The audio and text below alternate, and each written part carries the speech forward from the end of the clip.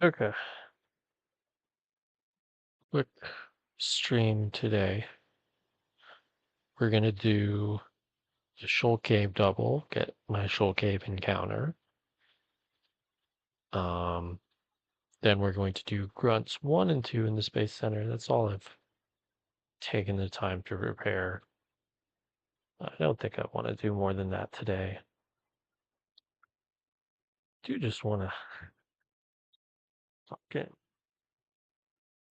take a second to rant into the void about the fact that yesterday Tottenham Hotspur had a opposition a member of the opposition team commit a foul against them in the penalty box, in the opposition's penalty box.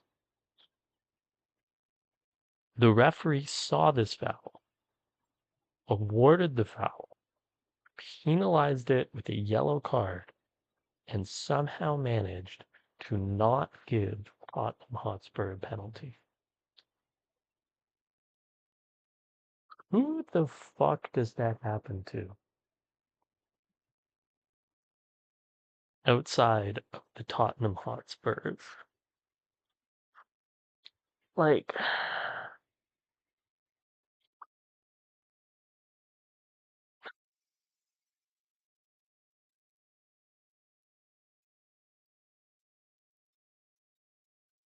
sincerely, I don't know.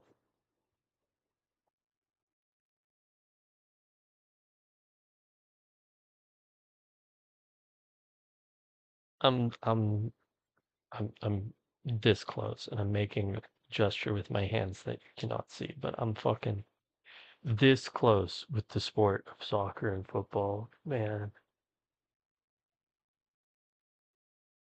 Because then you see something like the Havertz foul happen, and it's like I cannot fathom.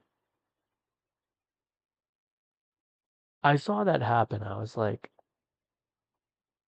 I cannot fathom a Spurs player committing that foul and then not receiving a red card. But I saw it happen and I was like, there's no way he's getting a red for that. Legitimately, as soon as I saw it, and obviously it went to review, and I was like, there's just no way. They're not going to give him a red for that. And no, to have that happen and at the same time know that it doesn't matter. It's not like a if it was Romero thing, right? Obviously, if it was Romero, he'd get a red, right?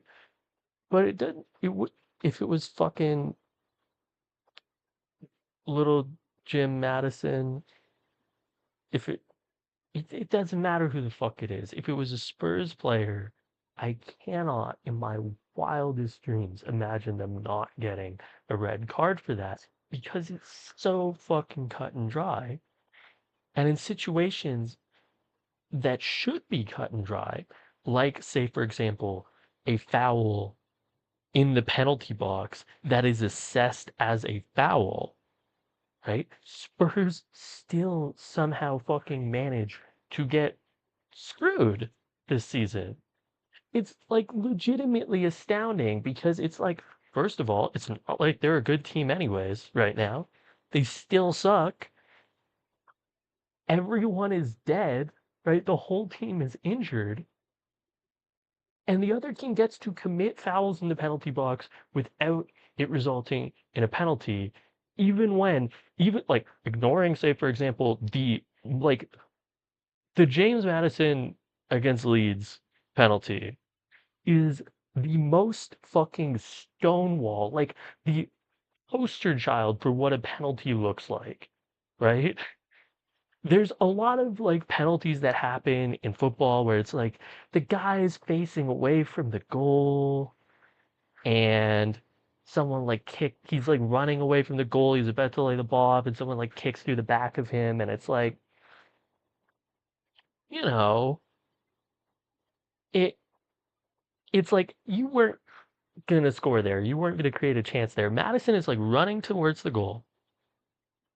He's tripped. The guy doesn't touch the ball, and it's very clear. There are like several angles where it's very clear that Mecha does not touch the fucking ball.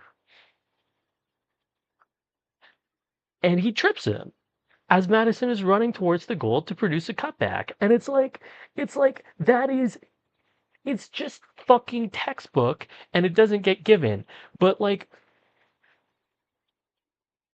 again, if it's a situation like that where it's like the foul doesn't get given, it's like okay, the foul was fucking given. They gave a foul against Cucurella and they yellow carded him. And yet they didn't give a penalty. How does that happen? Like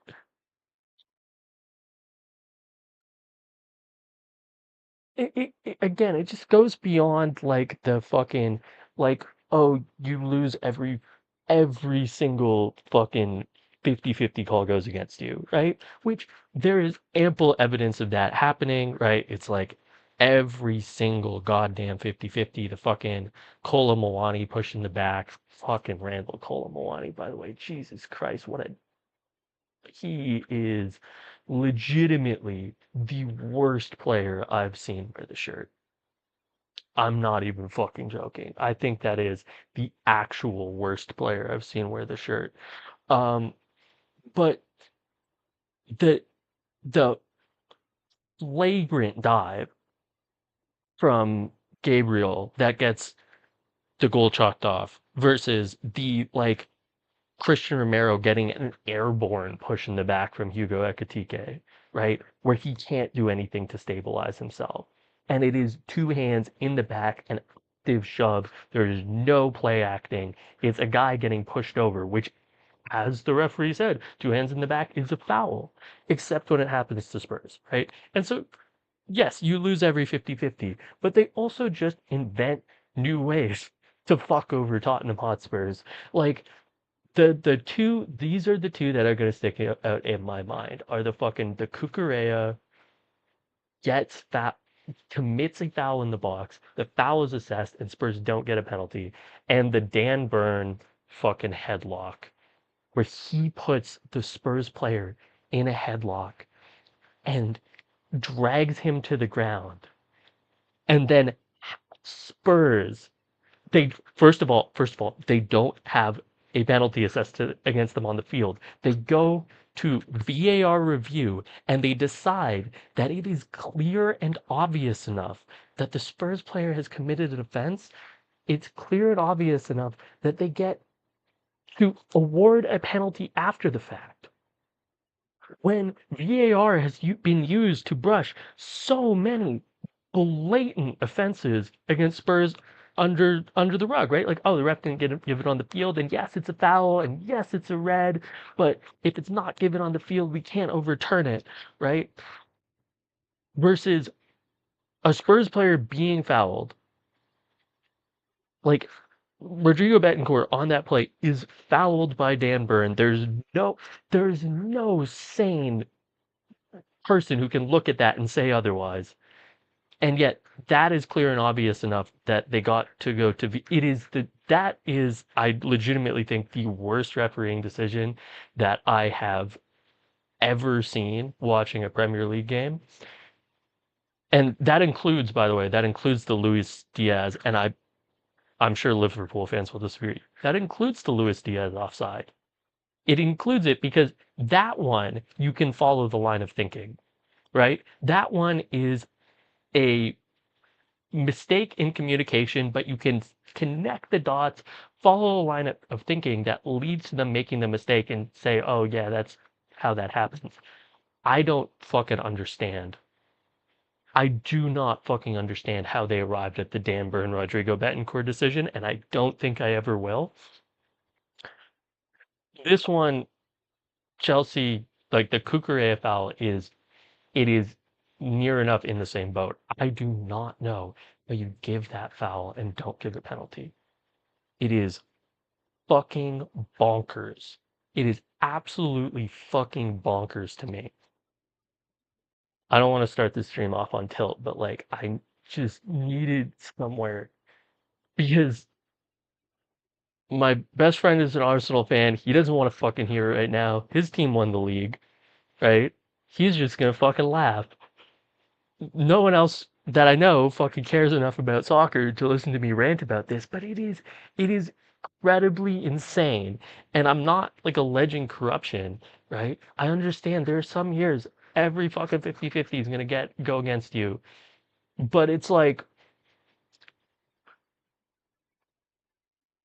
and I also think there's an element of like getting rep calls against you, right? Like Christian Romero, the amount of fucking reputation calls that he gets against him. He is such a fucking good player.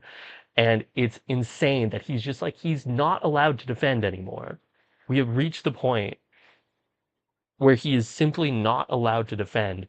And you watch some of the fucking guys, like Gabriel's fucking top of the list, obviously.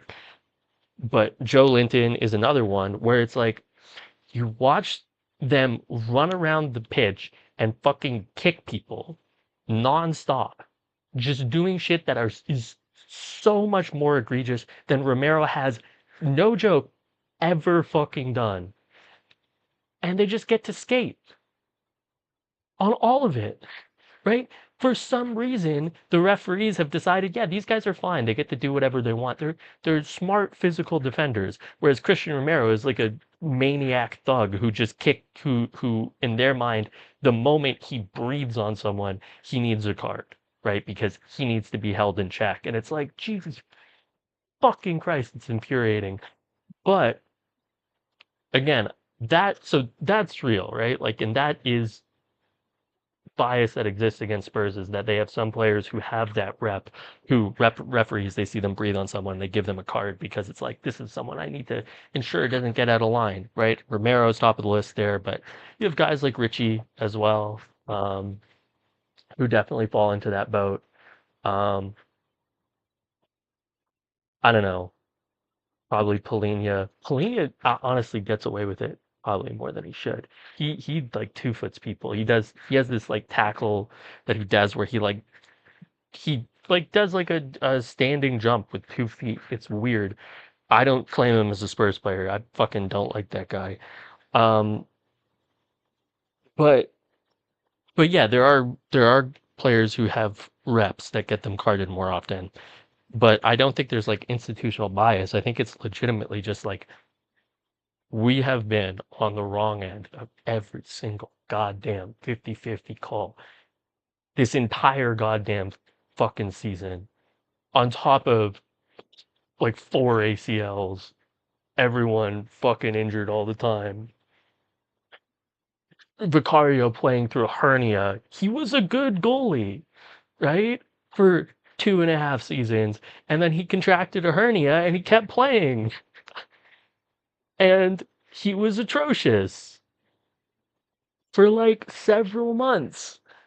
And Kinstey's come in and he is, instead of atrocious, he's just been normal bad and it's been seen as a breath of fresh air. Like he's not been good. He cost us. Now, granted, we should have had a penalty and we should have drawn, right? But he did cost us the game yesterday on top of Colomwani giving the fucking ball away like a dumbass. But like Enzo shouldn't be scoring on that shot, right? It's a good shot, but it's a save you would expect a Premier League keeper to make 9 times out of 10. So, but yeah, he's been seen like as a breath of fresh air because he's just not atrocious, which Vicario was while he was playing through his injury.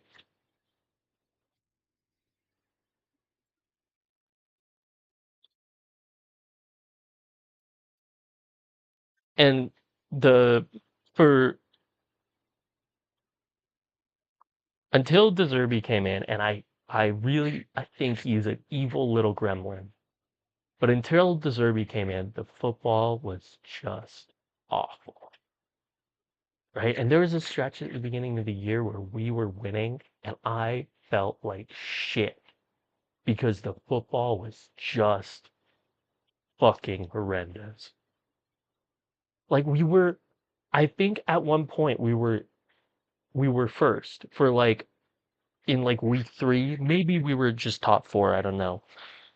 I think we were like first in week 3, and then by like week 8 we were top 3, top 4 or something like that. Maybe this is a stretch. Maybe we started being bad well before then. But regardless, we were up there, and the whole time I was just waiting for the bottom to fall out because I just watched it and I was just like, this is awful. We were so much better the year prior when we sucked, right? We were, I think, like 8th in November last year, but we were playing liquid fucking football and just getting really unlucky. It was obvious to anyone who wasn't blinded by the media narrative that Thomas Frank is a good progressive manager that we were abject from the word fucking go this year. And I maintain that Thomas Frank is the worst manager ever employed by Tottenham Hotspur, and that any not and to be clear, it's not like, oh, he could go back to a mid-table club and then his principles would make sense and he'd be good, and like, he's not a mid-table manager, right? He's a bad manager, right? We're talking about a fucking, like, not even Graham Potter situation. Graham Potter probably had more about him than this fucking guy. He is an outright bad manager who's like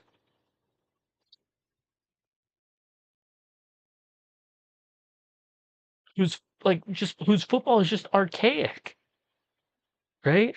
It's archaic and totally one-dimensional.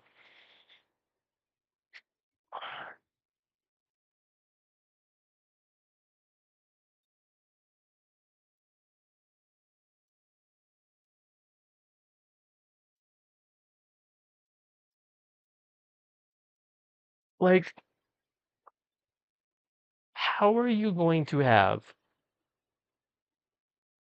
your 4 defenders stand in a line? You have your 2 midfielders and you send one of them in between the central defenders. You now have 5 players stood in a fucking line with one guy in front of him, and that's how you're going to build up, right? You're not going long, right? You have your keeper play a short pass to your central defender with I'm gesturing with my hands, no one could see, with 5 fucking guys stood in a fucking straight line and one player in front of them. Where's the ball going? It's going along the line until it gets to the fullback, and there's nowhere else for it to go. So it goes forward, like, it just gets hit that way, and Mo Kudus has no one around him, is facing not is not on the touchline facing in, like looking for infield options, like a supporting, like number 10 or supporting striker or whatever, is facing his own goal with a defender on his ass. If the ball is like hit close enough that he can actually go and get it, right? Which a lot of the time it won't be because it's a really long fucking pass just right down the line. If he can get the ball, he is surrounded by opposition players. He has no passing angles.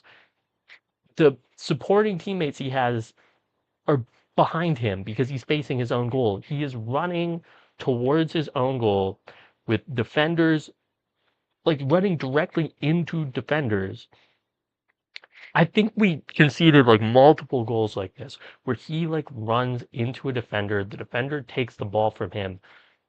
Our back line is still 5 guys flat in their own half, one guy in front of him. There's acres of space when this defender picks like this presser picks up the ball from Kudus, who is like gifted hit to him in the middle of the pitch with lots of space in front of him. He just gets to run, and the defense, like I said, is stood five across in a fucking line at the edge of the box. They run 20 yards forward, right? They're they're right at the edge of the area. They just take a shot and they fucking score. A totally unpressured shot. They pick the ball up off of Kudus's feet. They run it into Spurs half, take a totally unpressured shot and score. And this happened, I swear to God, this happened multiple fucking times this season. Because that's the result that you're playing for is the ball kicked to fucking Mo Kudus with his back to goal. And no support. Because you have half of your outfield players in line on the edge of your penalty area. It's again on top of just the worst luck in human history. It was tepid and infuriating football, enabled and like impressed upon us by the smuggest fucking middle management motherfucker in existence. Just would go into press conferences and talk about how we're moving in the right direction and talk about having lunch with his bosses so that his bosses are roped into this with him. So he can remind the bosses, yeah, you hired me. If we suck, it's your fault too. You firing me is an admission of your own failure. It was the weaseliest, most manipulative fucking plea for his job that I've ever seen from a Premier League manager. He didn't have the fucking guts to say, I need more time. He had the fucking temerity to say, we had lunch, we talked about it, and it's all good. Despite us losing fucking every week and playing dog shit fucking football.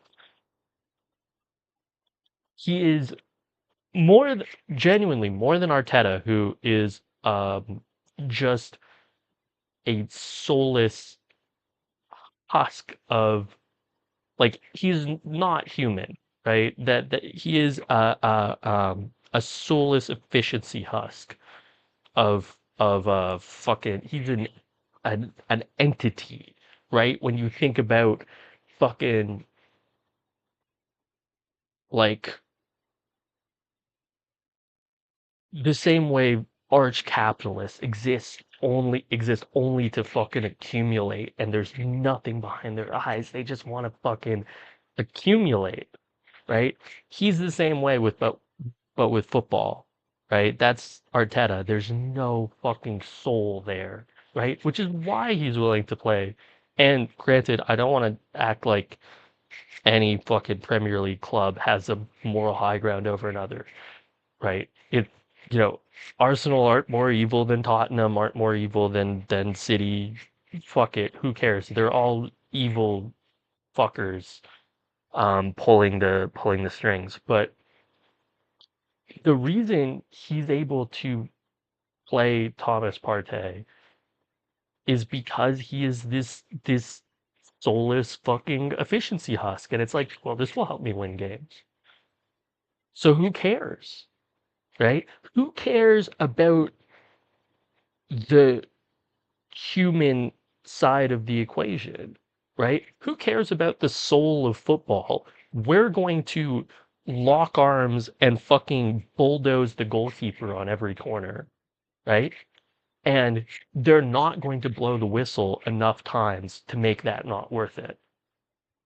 And who cares about the human aspect of football? The fact that it's a spectator sport that brings people together to celebrate not necessarily winning, but the beauty of the game. Who gives a fuck about any of that? I just want to win the game, right?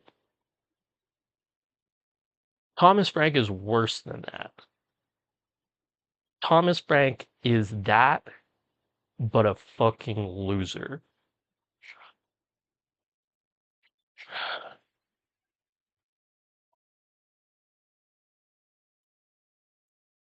Deserby is that, but for good football, if that makes sense, right?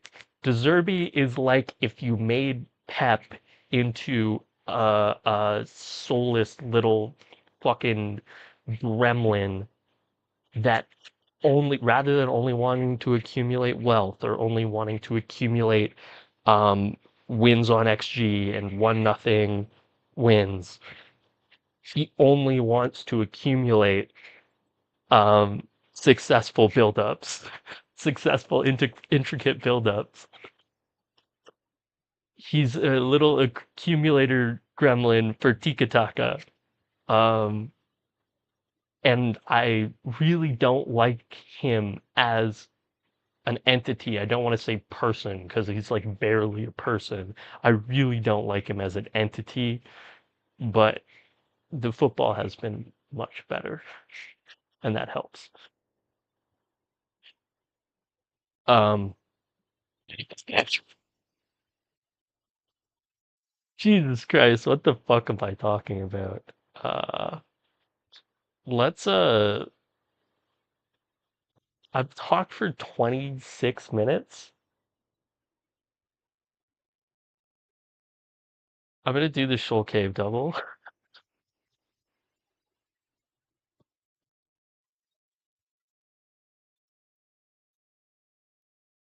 Okay, what the hell? Um,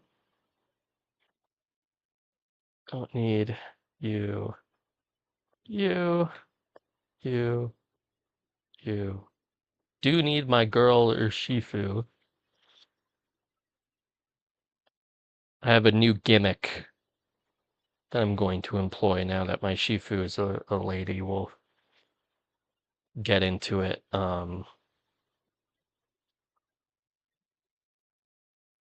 Once we get into the fight. Scully I need. High Roar I need. I don't need anything else. Um, here's Audino. Just in case we need something to throw to the birds.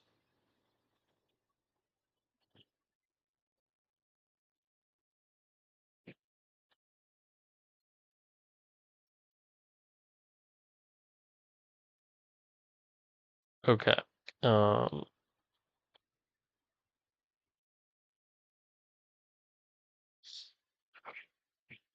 I don't think I'll get punished for dropping Iron Head or Scary Face or whatever, so we're gonna keep coaching on Shifu for now. Um, I haven't watched enough V4s to know how often it actually gets clicked. Uh, but yeah, we're gonna keep it around. Okay. Level capping everyone who's not currently level capped.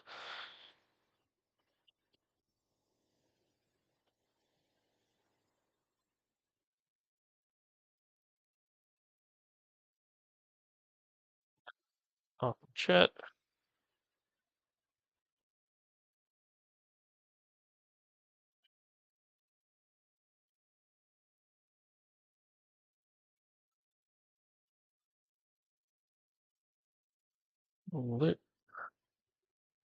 Liquidation.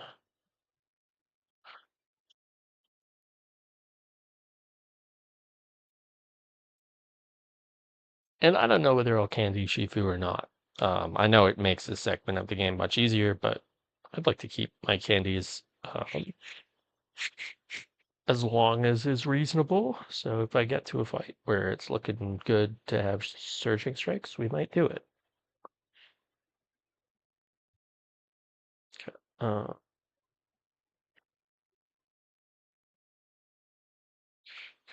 So we need the Asperberry on our Shifu.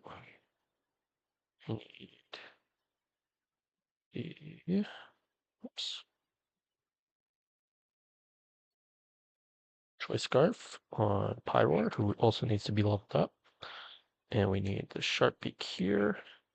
We don't want anything on goalie actually, because it might be pivoted out on a triple axle and it might be pivoted out on a blizzard. Either one is fine, but if it's triple axle, it can't be holding a citrus, obviously. Obviously, I don't think that's obvious, but yeah, it can't be holding a citrus in that case. Okay, and pre-damage. Oh, we burn 5. I think we've been over this in terms of pre-burning fires. I'm not gonna fucking do it manually, so I've shown it once. Damage 1, 2, 33, and oh, I don't have the goalie damage. Why would I not have that? Uh, doubles and what is this fucking Frostmoth? Frostmoth, yes. Junior, Kevin Iris, Frostmoth, versus goalie is 46 plus 127. Yeah, do I not have a fucking? Where's my calculator? Here it is. Okay.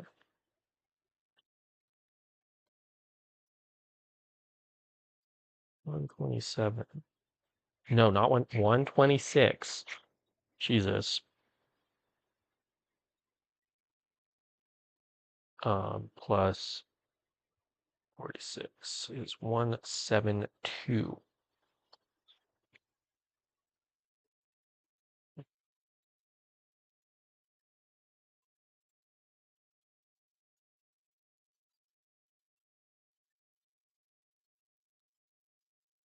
Three damage. Three damage. 4. 172.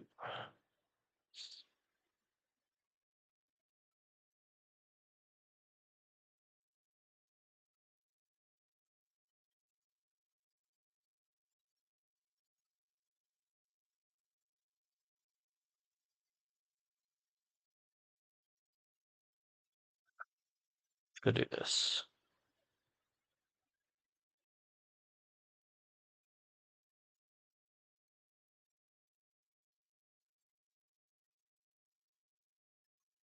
And slot order does not matter. It will always be Frostmoth and Sandslash, I believe.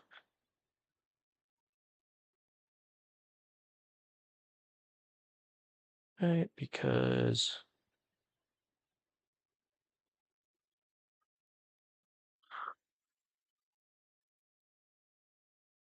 B is showing you a fast kill, you a fast kill. So B will always bait Sandslash. Crobat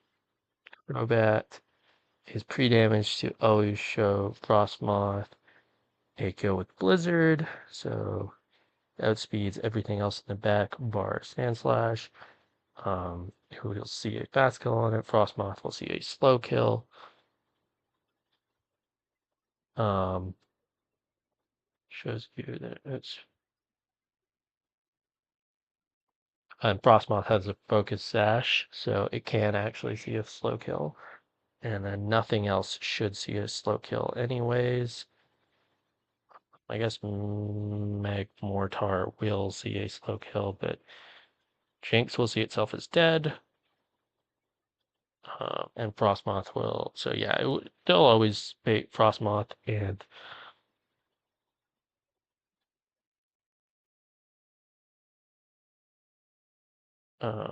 okay.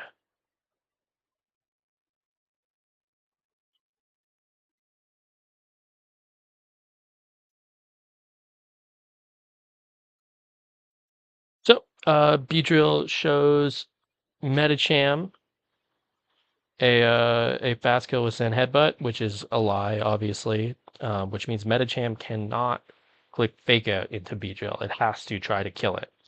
Um, we're gonna dual wing beat the Metacham for the kill, and we're gonna Mega Evolve and click Poison Jab on the Ninetales for the kill.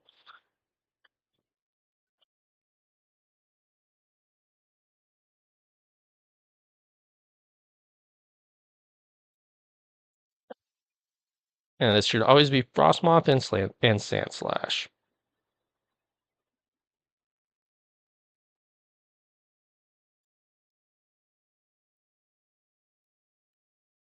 Okay, so Crobat is simply going to switch into Golisopod. Crobat will always be targeted with Triple Axle, and Frostmoth will with Crobat at this HP always be going for Blizzard. If Triple Axle um, fails to eject goalie, then Blizzard is going to eject goalie. Um, and Shifu, who is going to come in, can take the Blizzard, but it can't take both if everything crits a million times over. So that's why goalie's in this fight, is just so that Shifu didn't get Omega crit. But we're going to switch Crobat into Golisopod. Meanwhile, Beedrill is going to U-turn Frostmoth, breaking its Focus Sash. And is going to go to Pyroar.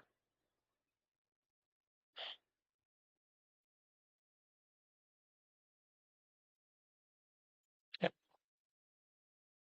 So Goalie gets ejected. We go into Shifu, who's holding the Aspear, so it can't, of course, be frozen. Pyroar is pre-burned, so it can't be frozen. And Pyroar lives everything on very low HP if it got crit there, because it's taking a shit ton of residual damage. Shifu is just going to kill Frostmoth, and Pyroar is going to Flamethrower to kill Slant Slash. Didn't need to Aqua Jet, but it did.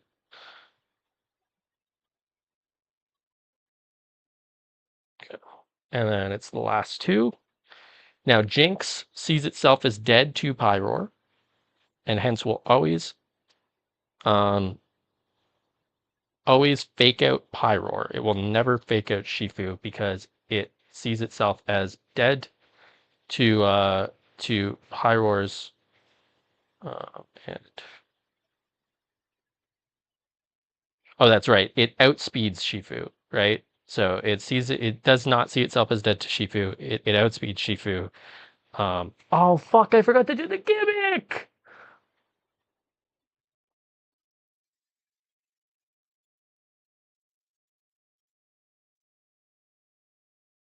I guess I hate women. I'm kidding.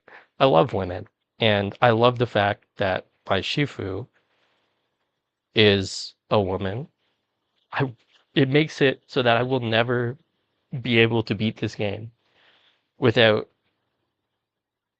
without like obviously I could never beat this game without women, without the women in my life, without my beautiful girlfriend, my loving mother, and it, getting a Shifu who is a woman made me want to sort of try to find a way to emphasize how um,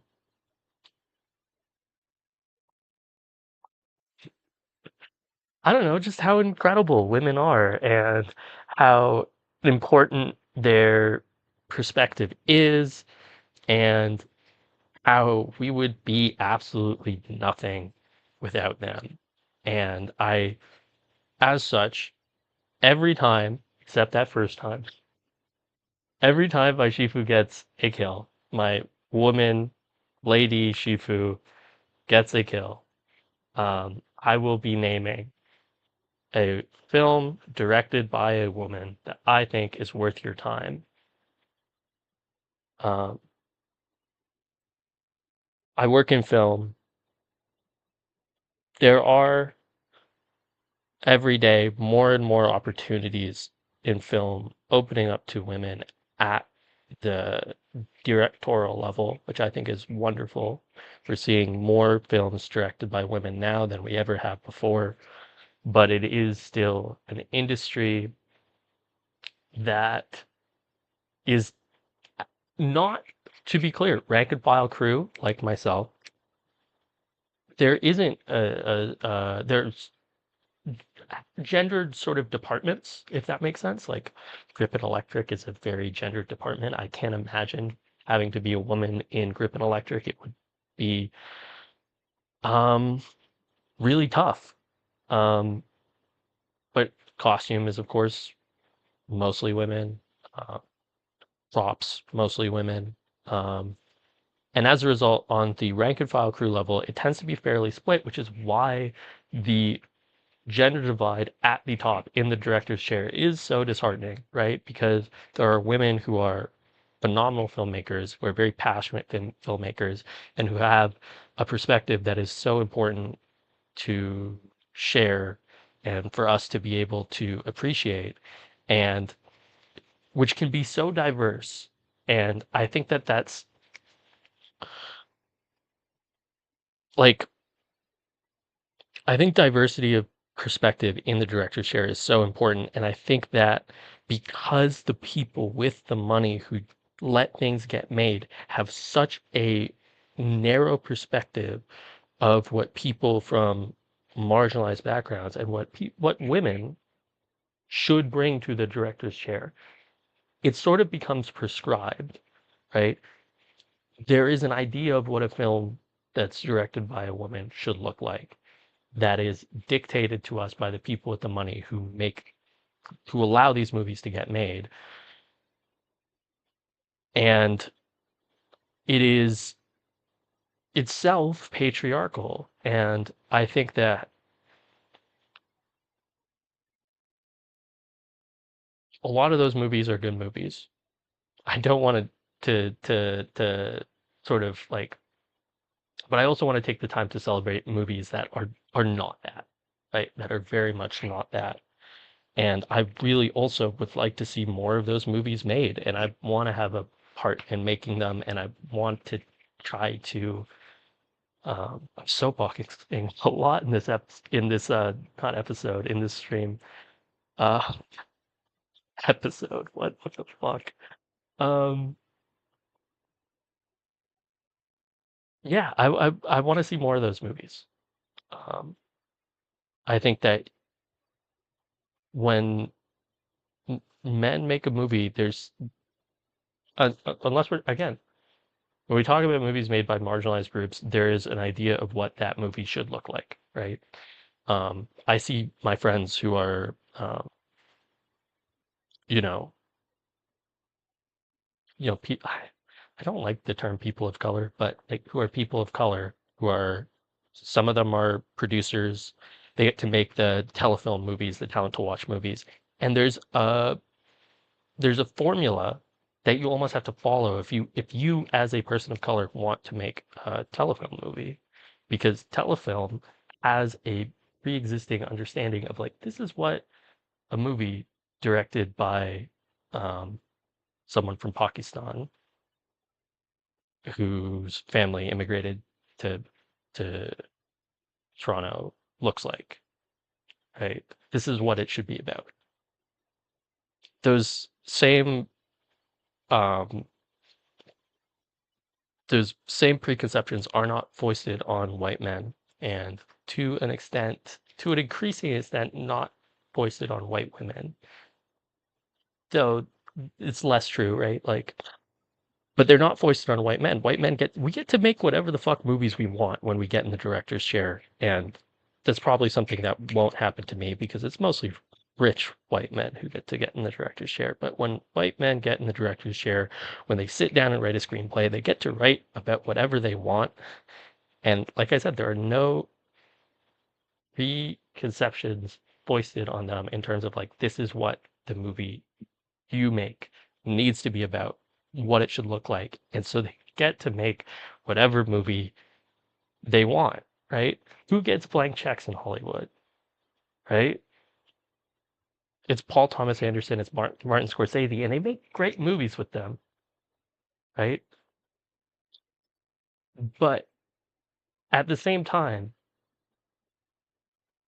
who's cutting a blank check to, I don't know, looking at my notes. She's sadly passed. Who's cutting a blank check to Kelly to it's Reichardt? Kelly Reichardt.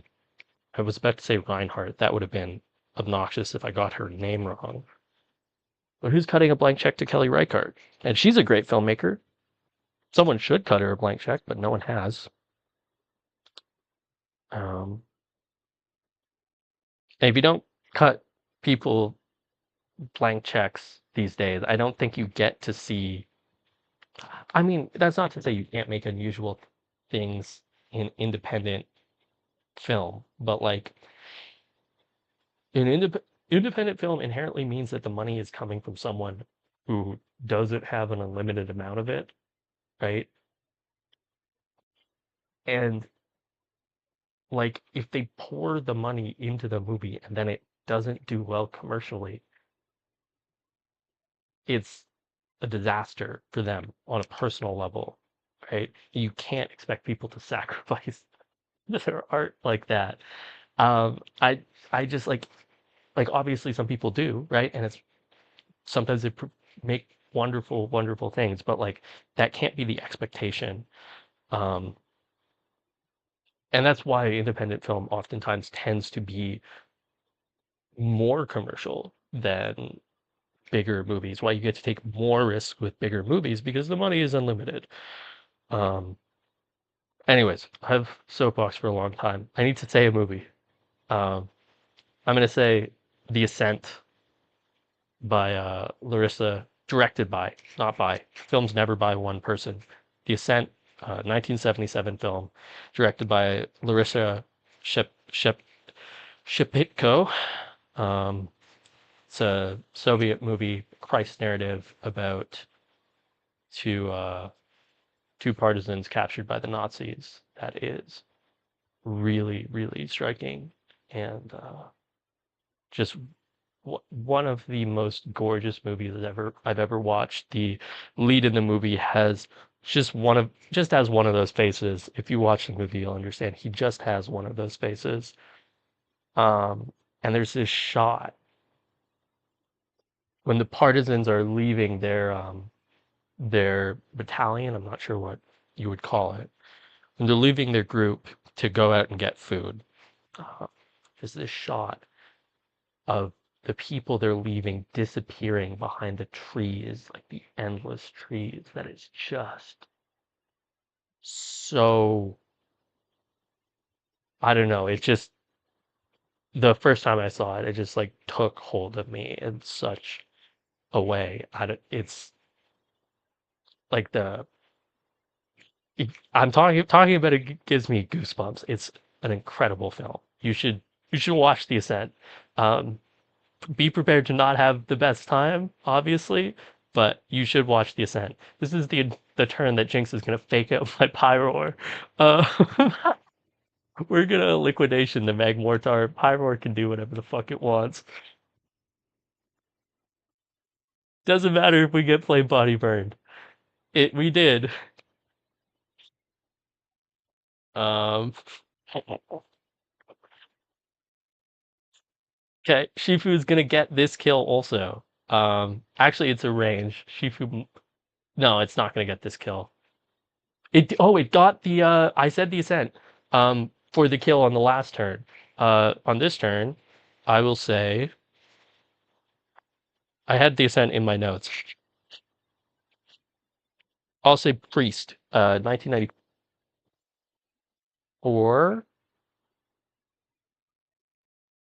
but directed by Antonia Bird. It's just a very charming 94, I think.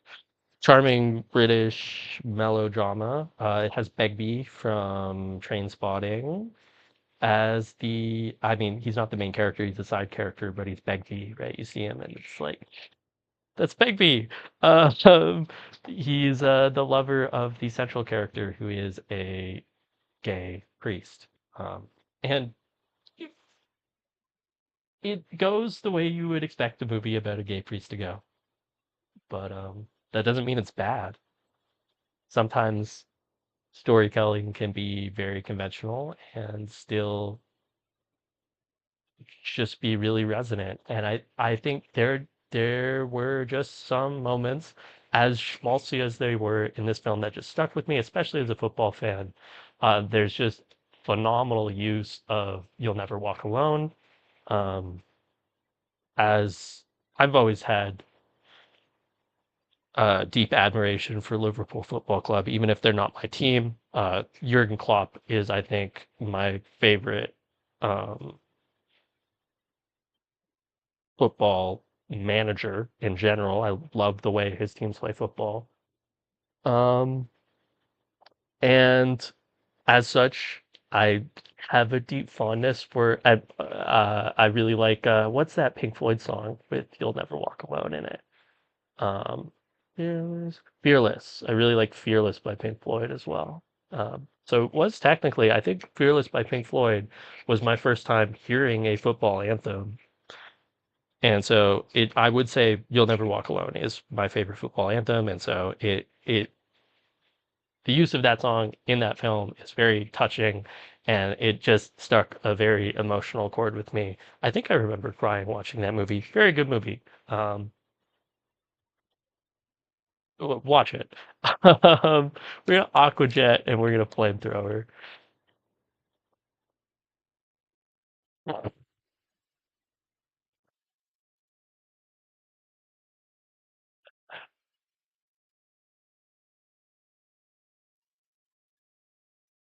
Take us home, Lamella.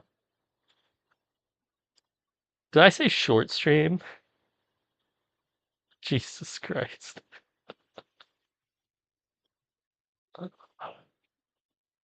I don't know if we'll do the fucking the space center at this point. Let's get the catch team out.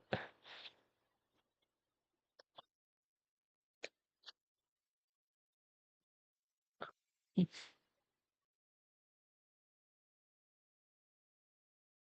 can't keep Shifu around.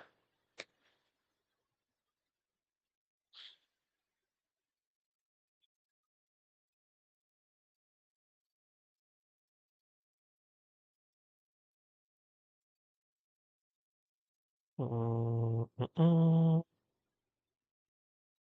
Metagross. I'll take. I'm just looking for bulky fuckers. Uh, where's Corviknight? Corviknight, Milo, Huntail, because I don't care whether it lives or dies. Um, I did drop Thunder Wave on Magnezone, so I'll take Amphi. Um,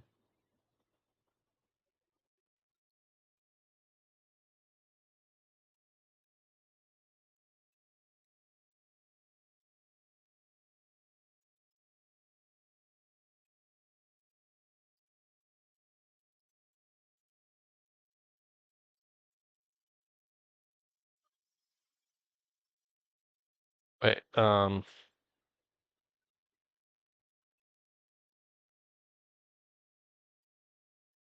what counts for Shoal Cave? Like, when am I in the Shoal Cave table?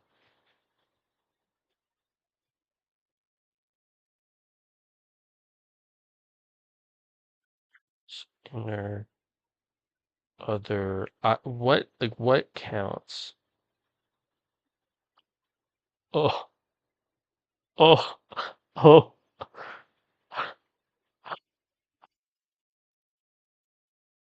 Oh boy.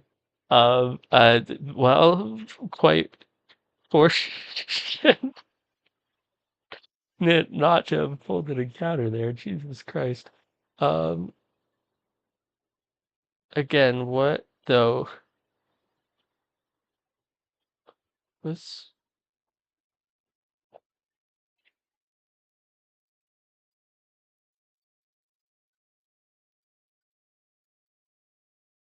is where does it start? Where does Shoal Cave start?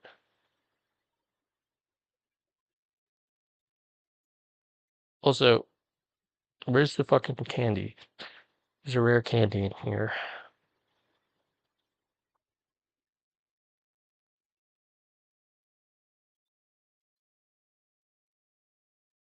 This has to be high tide, right?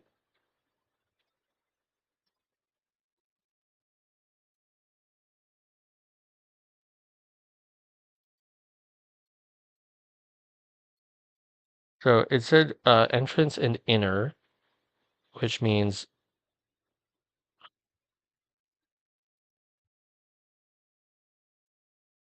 oh, do I have to, how do I change the tide?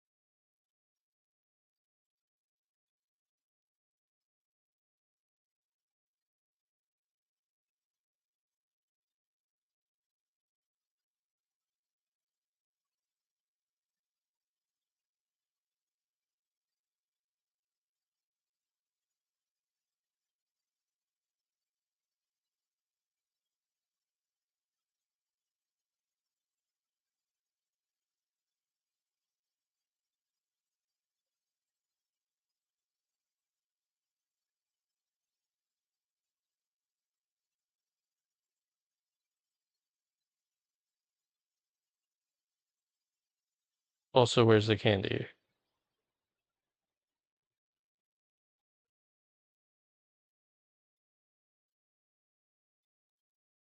Is it,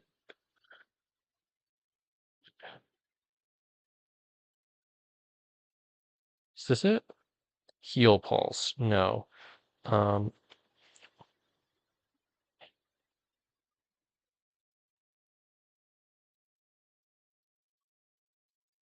Shoal Cave rare candy accessible during high tides. What the fuck? Don't lie to me. Where the fuck is it?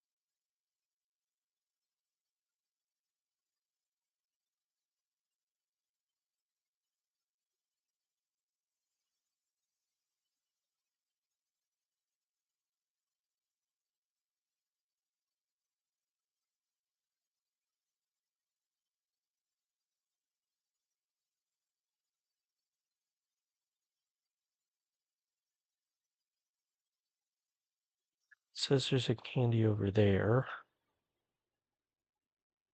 I guess there's no, it's not on the, okay. They took the items off the fucking maps. Dickheads. Okay. Uh, we might fucking do this later. I might have to wait for the fucking internal clock. Because I don't want to fucking go and change that. Fighting gem. I don't need it for the fights.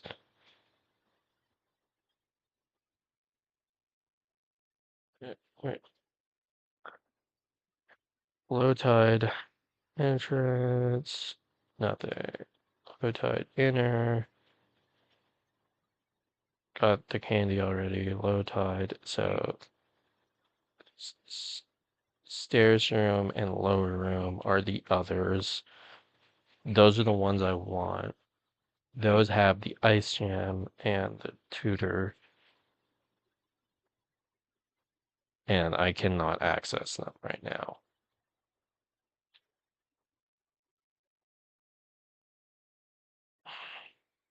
Well, at least I didn't accidentally burn a roamer route and accidentally take that fucking encounter. Uh, Here, I'm gonna do the Space Center fights quickly, and then I guess we'll check again. I don't fucking know.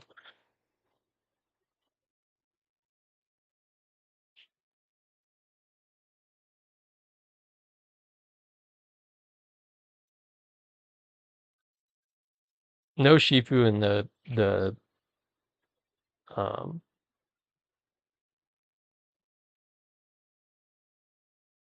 the first fight here. Do I actually just have notes on the guys I'm bringing. I don't have. Wow, I'm a funny guy. Uh, You, I need to swap out my choice item, so I'll keep coordinator that. Uh, Regardless, this is a simple fight, so I don't think I can fuck it up.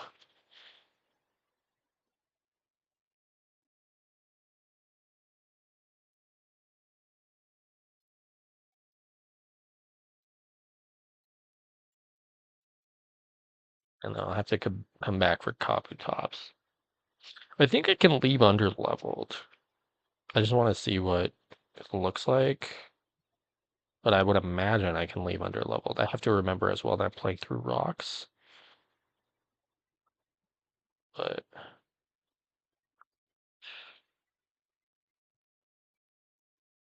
yeah. Um,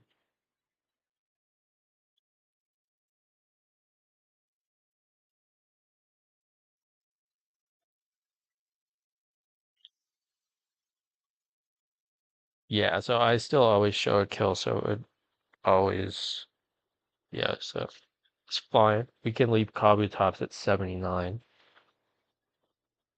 which helps us. Helps us? I don't know. We do need to level cap Blastoise, Blaziken.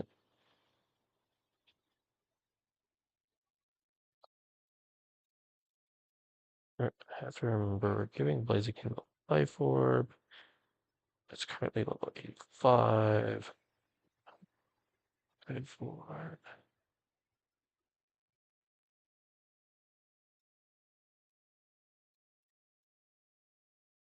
Takes a crit on press. It's taking.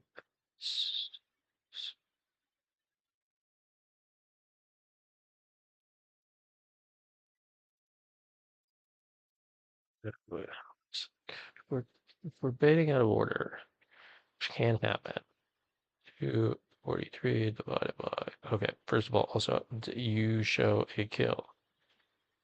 You do still show a kill. Okay, so never nasty plot. 243 divided by 8 is 30. 213 minus 113 minus 24 minus 115 74.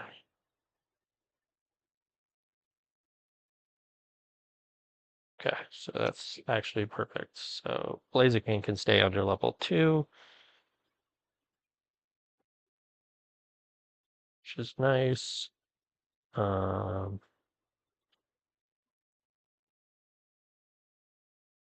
I don't think I want to underlevel Salazzle. I think I'll just level Salazzle up, just out of. I don't want anything to happen.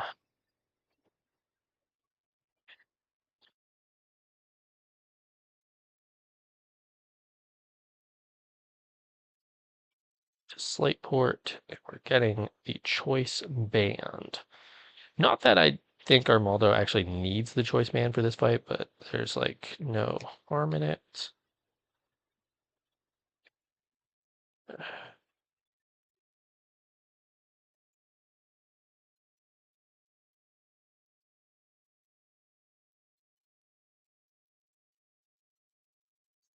And the reason why we have to leave Blastoise to this for this fight rather than Corviknight, who I think would be the more typical lead, is that Corviknight is dead to the max roll of explosion crit. So cannot bring Corviknight in this fight.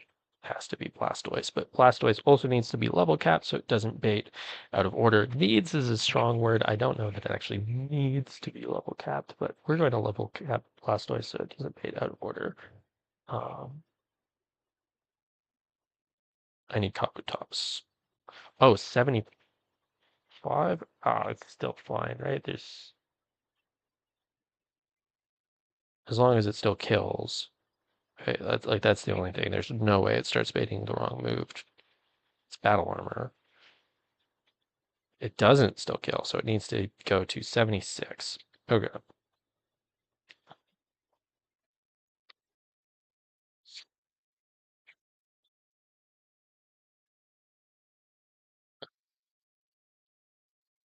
76 for you. Armaldo's being capped for the next fight anyways. And it actually does need to be capped for that fight. So plus Armaldo is getting capped for Shoal Cave, surely. Not Shoal Cave, C4 Cavern, surely. I know it comes to that one grunt. It's famous for coming to that one grunt in Shoal Cave. I will actually here, we're gonna because there's no harm in it, we're gonna teach Water Spout over Brick Break. I will soapbox in this fight actually. I do have a little soapbox for this fight.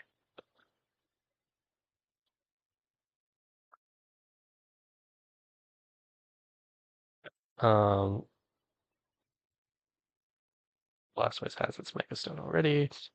And we need the Choice Man for our good friend Armaldo. We need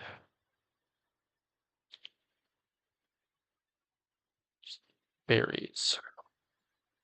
We need a not that it will proc, but we'll put a citrus berry here. Put a citrus berry here, which might proc. And I'm gonna put a Lepa berry here. I don't expect that to trigger, but you get the life orb.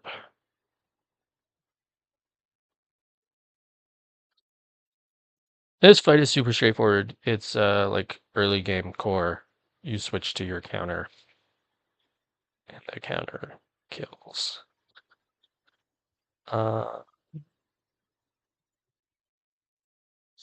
I don't need like pre-burn or poison or anything for anyone.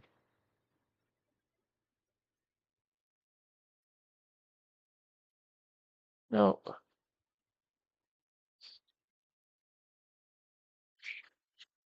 let's do it.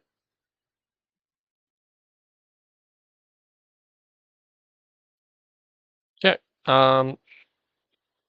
Like I said, Corviknight can't do the thing where it baits only explosion because it's dead to the top roll of explosion crit. So we're just gonna kill this with 2 Aura Spheres from Blastoise. Rocks are gonna go up most of the time.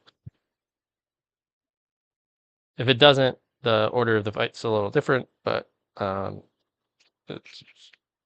we win with rocks, we win without rocks. This should always be Zebstrika, and it's time for my soapbox.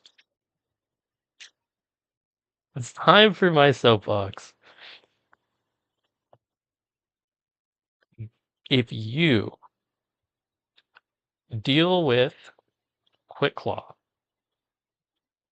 and deal with Bright Powder in ways that are like the Terra Walking ordained ways, that's fine, right? And it's good.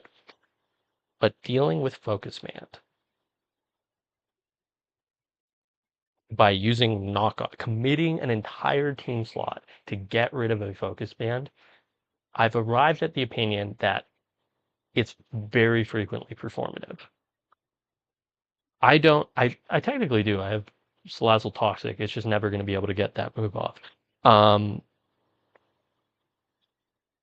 I don't have a way to deal with this Zebstrika's focus band, but I'm simply going to choose to not lose to this because it deals no fucking damage to my Torterra. My Torterra gets to sit here and click fucking synthesis a million goddamn times, and it's just not gonna fucking happen. It's just not going to live 10,000 earthquakes. I just choose to believe that that's not the case. We're gonna click synthesis, and it's gonna overheat. And now we just out heal anything it could fucking do to me, right?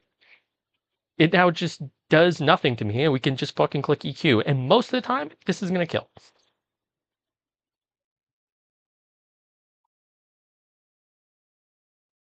Not this time, but most of the time.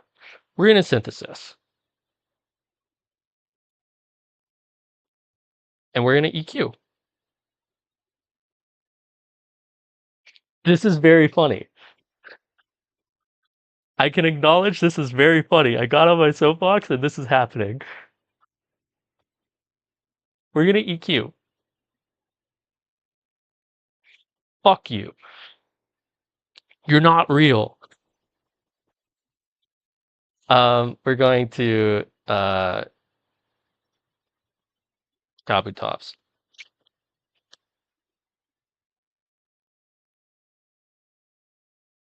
Should have given that a Rossberry. It doesn't matter. It always shows it a kill. What the fuck am I talking about? Why do I need to level it up one? Um, this is always grass knot. We're going to Salazzle.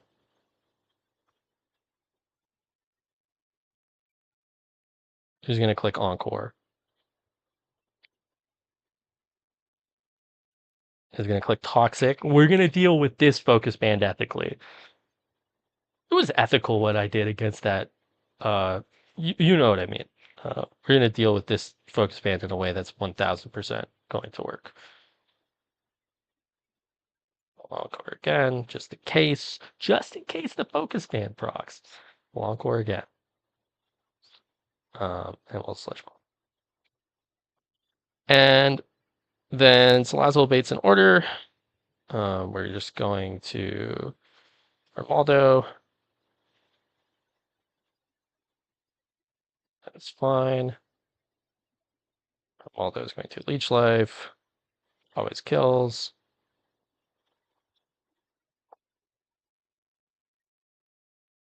As Corbinite can do a bunch of shit, none of it matters.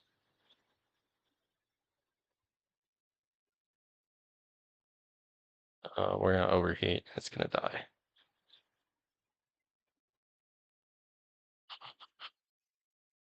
It's I will acknowledge the humor that I I said playing around focus band is fake and then it proc twice. But that's why. This is ample evidence that you simply should not devote a team slot to the idea that it will proc forever, right? Because it proc twice. That's 1 in 100. Fucking 1 in 100, and it didn't matter in the slightest. I didn't even proc my fucking leper berry. That's how little it mattered. That shit is not relevant. Don't play around it if you have a similar circumstance, right? I didn't play around it on Grunt 8 in AHO. I didn't play around it on the fucking Sharpedo, and it didn't matter because I had iteration on my side. And iteration on my side here, it's just not going to live forever.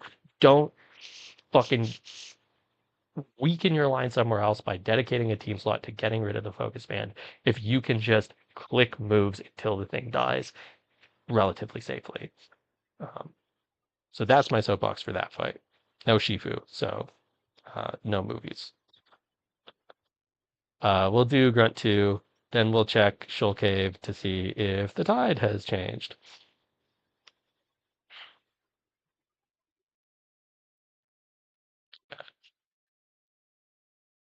This one's a little more intricate.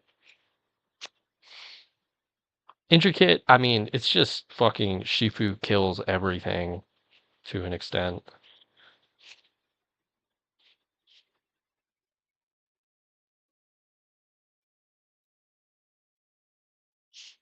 I need a flyer because I need to change my choice item. I don't need you, Kabutops. I need Urshifu. I need Prim. Prim just needs to show a kill.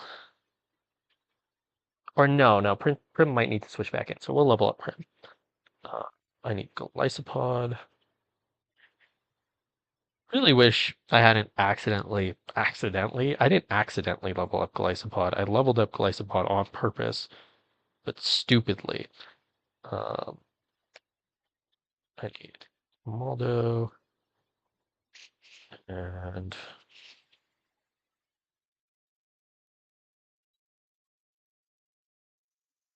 Exgo.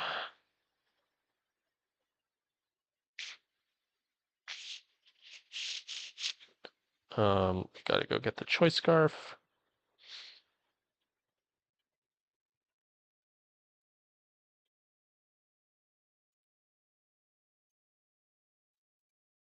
No, not the Maldo. Do you still have the you still have the choice band? Yes, I would like a choice scarf. Okay. Ready to fly back to Moss Deep and get Conkeldurr.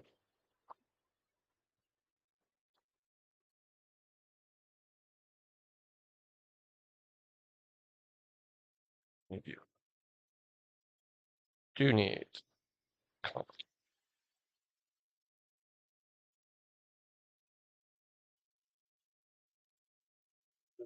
him in the lead. I think I'm just gonna level cap everyone. These are guys that you can't. I don't think they need to fucking be under level. Who cares? Maybe Prim, actually. Prim is like the strongest candidate for being under leveled. Clock 2, actually, because I did speed scale it. It's just not guaranteed to underspeed everything now. Prim, um, we want it to be able to click slow flips. Maybe that was atrocious, actually, what I just did. We'll see. We'll see if that comes back to bite me in the ass. Maybe I'm playing like shit now. I don't know. Um, likely won't end up mattering for a while, by the way. I booked a new show, so this little run of streams I've been on is probably going to end for a while. That show runs. Um, Citrus on you. Goalie is not. Goalie doesn't matter. We don't want to give it a citrus because that's a waste of one. Shifu needs the choice scarf. Excadrill just needs the soft sand. Honk needs the zoom lens.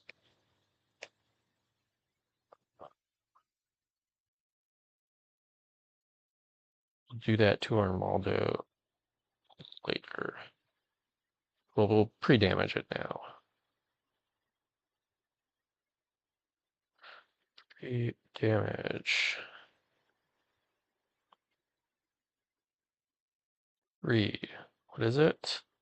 It's a high number, I know that. It's 2, 4, 3. And pre-damage. 4 to 17.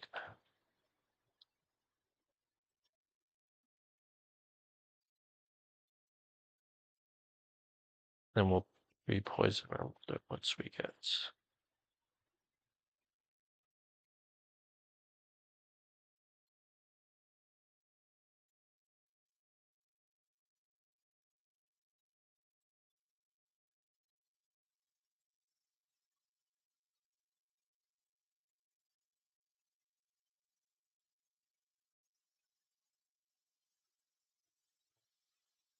slot is Armaldo. Or poison. 4? It's 4, yes, 4.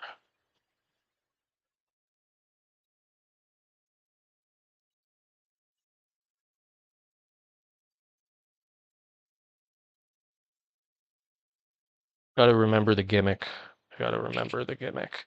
Um. Oh, wait. I don't have a movie for that first one. Jesus.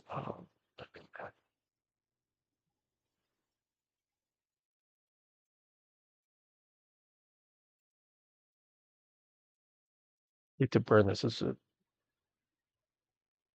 so early, but I think we needs must.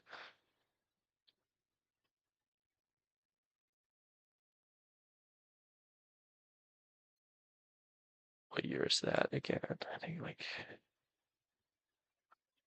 oh one.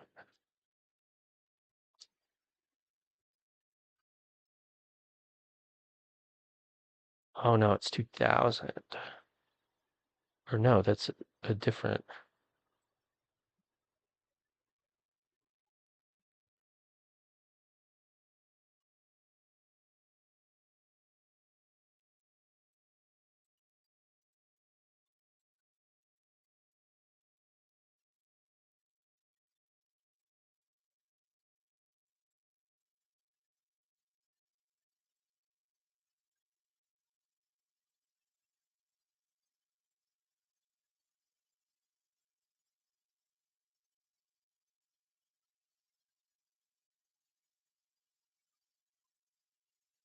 This has Vince. Oh, okay. We don't want to do that one. It has Vincent Gallo in it. It's a really good movie, but if we're celebrating women, we don't want to pick a movie with Vincent Gallo in it.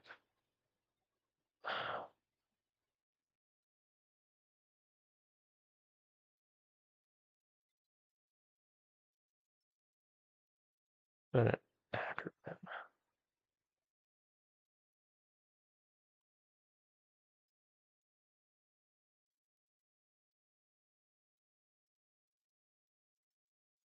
No, we'll do this. We'll do this.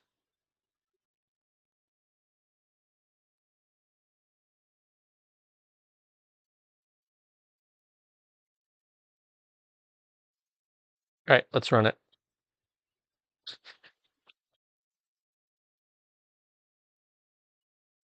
Uh, Prim's just here so that Shifu doesn't get intimidated. It's gonna flip turn. It having Moonblast presents Scrafty from boosting. Right to Shifu. Shifu only can bait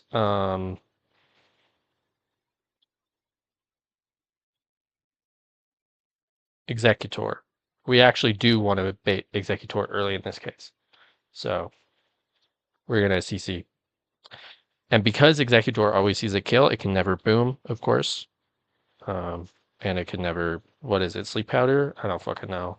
We're going to goalie, who could take a million here, but it can never die. Um,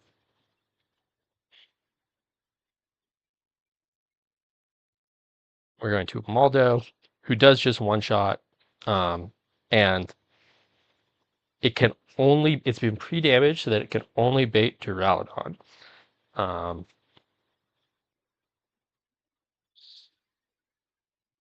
Now, how it baits Duraludon depends on whether this booms, but Armaldo always lives boom, and it will always bait Duraludon. We're going to press Leech Life. Okay. And after the Poison Tick,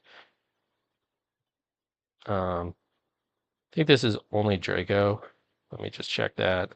In which case, we can just switch straight into Excadrill.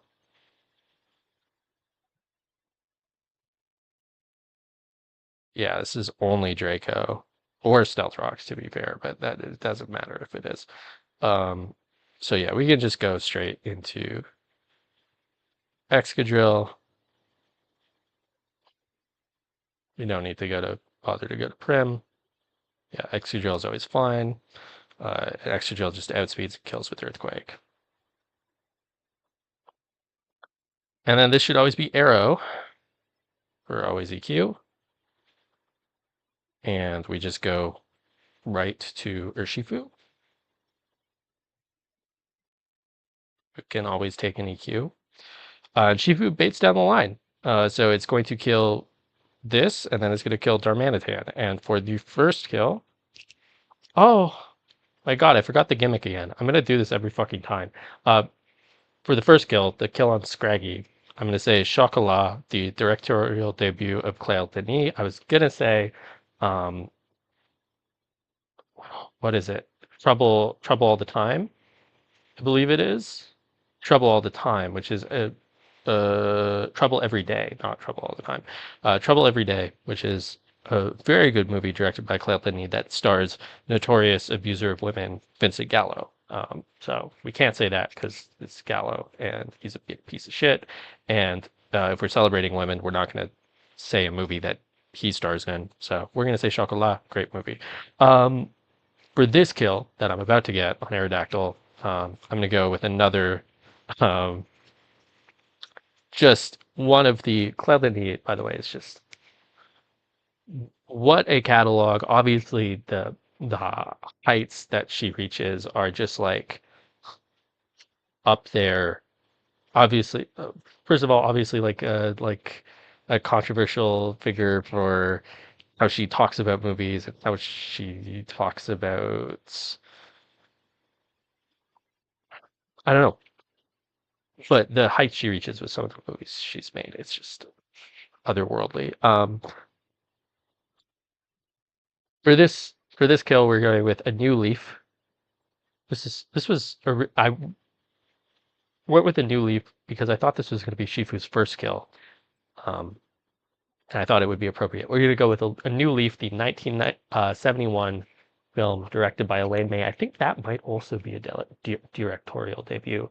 It's a romantic black comedy. It's very very funny. Elaine May acts in it as well, plays um, sort of like the co-lead.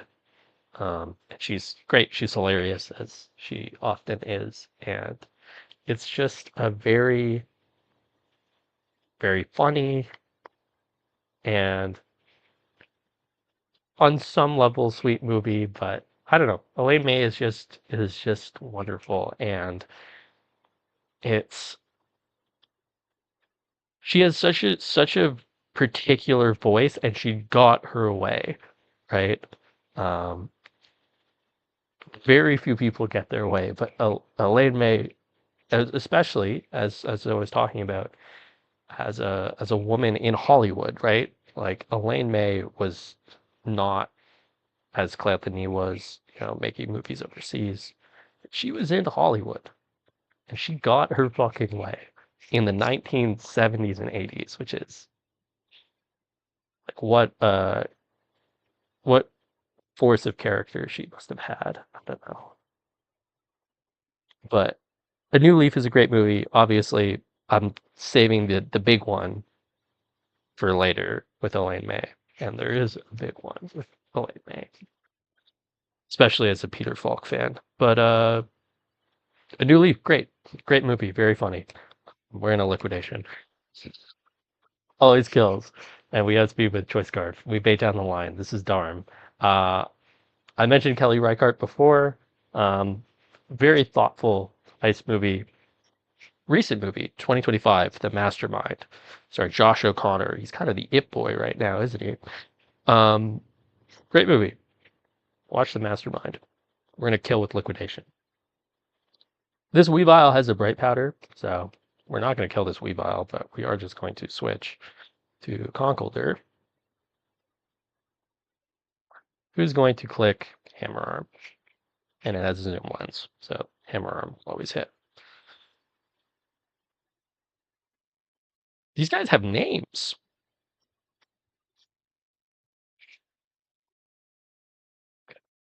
Let's go check Shoal Cave again.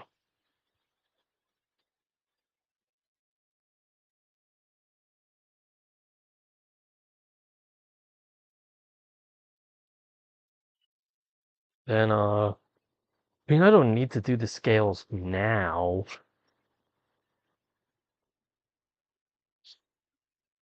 I'm gonna procrastinate these fucking forever. Uh,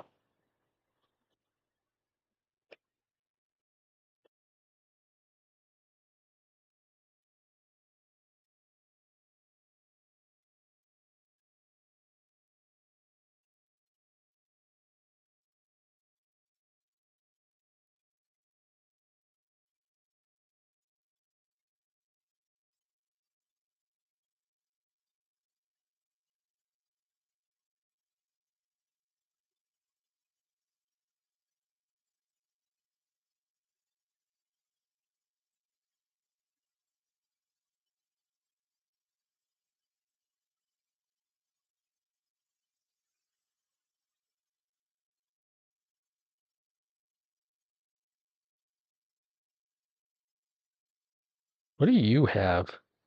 Oh, you have the Lepa.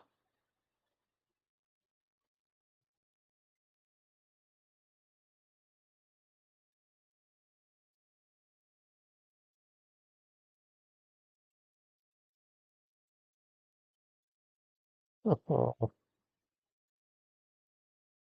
yeah, please, please, fuck off.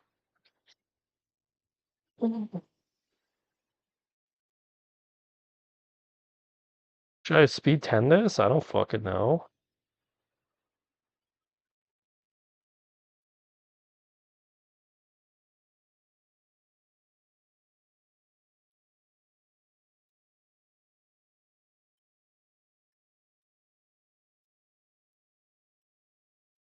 How long does it take? Does it take like days?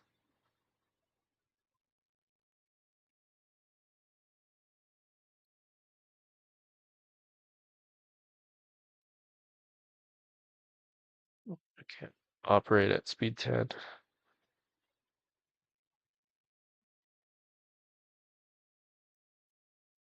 Oh, if I do that, I'm gonna fucking run into optionals. This is so slow.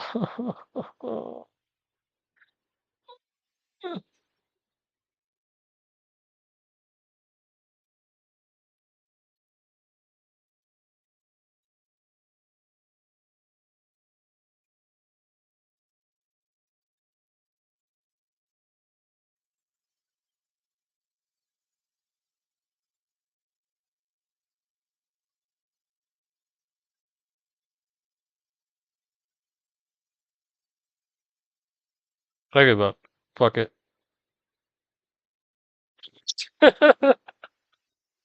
We're gonna do this some other time.